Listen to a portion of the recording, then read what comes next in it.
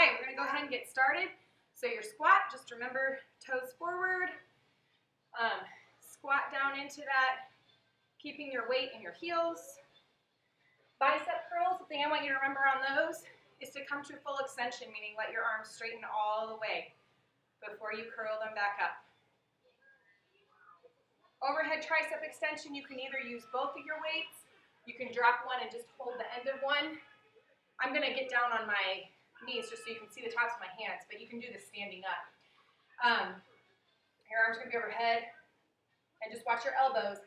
They will have a tendency to bow outward like this, so keep them really tight to your head and keep your shoulders down. Now, if you do this standing up, what you want to watch for is that you're really pulling those hips under and sucking in your tummy, because people have a tendency to arch that lower back, stick your booty out. So really pull that booty under, pull your hips under, and have nice posture while you're doing that. Reverse lunges, you're just stepping backward into a nice lunge position, coming back up, switch legs, come back up. The things you're watching for are that your knee is in the direction of your second toe, and that you're not extending that knee over that front foot, and also that your most of your weight is in the front foot, okay? And so also, if it starts to bother your knee at all in the back leg there, play around with your foot position. A lot of times if you move it just a little bit closer to do the lunge, it puts a little less pressure on that back knee. Prison squat, oh, let's see. Oh, I'm sorry.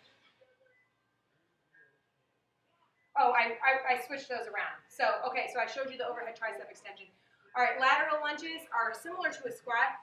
You're going to step out to the side and bend that knee that steps out. Drop those hips back. So from the side, it kind of looks like a squat. You're going to drop the hips back, keeping your toes pointed forward. Prison squat. Remember the squat. You're going to put your hands behind your head. Really squeeze those shoulder blades together to pull the elbows back. Open up the chest.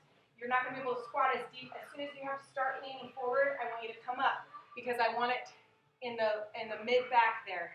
This is really working on your posture and your back muscles to help you with your posture. A front raise. You have your weights standing up nice and straight with your shoulders back. You're just going to raise them straight in front of you. And just watch that you don't go higher than straight out in front of you. You don't want to come up here, because that starts putting pressure on your shoulder where we don't want it. So just stop it right at shoulder height, and this should be nice and slow and controlled as the weights go down. Don't just let them drop. Actually control them downward too, so you're controlling them up and down. And then low impact jumping jacks. You're just doing this.